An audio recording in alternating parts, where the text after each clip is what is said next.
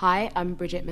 I'm a writer, mostly poetry and some journalism, and I am in Peckham. I guess when I first think of home, I think of London, I think of South East London specifically. I've always had a real affinity with it. It's where I was born, it's where I grew up.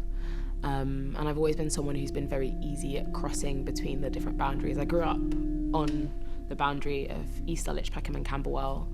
I live back in South East London now after going east for a little while. Bad idea. Hated north as well and can't afford west, so south east is where I am and where I hope I want to stay.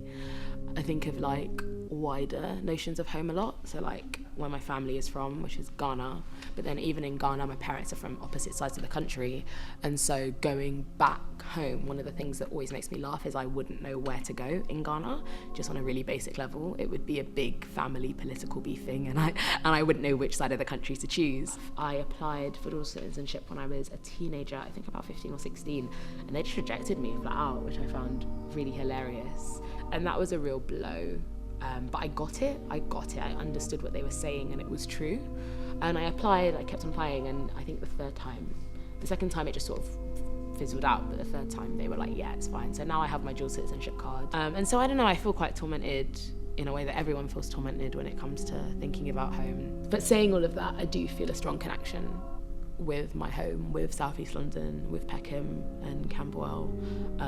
It's nice to know that I belong here in some way.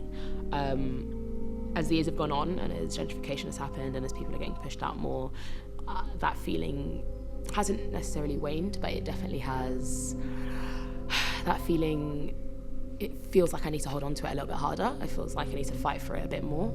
And I can walk down Bellenden Road and not see a black face, and that blows my mind. I can't understand that. And I'm like, I know these streets, I know people who are arrested on these streets. It feels messy, and I never know who to be angry at, what it really means. Is it worth it feeling angry at the white guys outside the pub who don't notice that there isn't a single black face in the pub? I think, especially in the city where everyone is so squashed together and space is at such a premium and it's so expensive, it's easy to forget how important it is that human beings need to have space.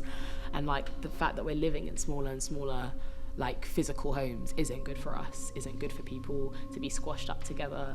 I don't think it's very good for your mental health. I don't think it's good for your even like physical health, and not knowing that you can spread yourself out. After I came in here, I just was like, wow, this is mine. I have this space. I could like do yoga if I wanted. I'm not gonna do yoga at my studio if I don't have that need, but it is nice to know that I could do something weird. I could sort of lay further claim. That is a big defining feature in what home is, like having the power over it and having the power to leave as well is also important. I think you need to be able to leave as well as stay. Home for me is language, family, space.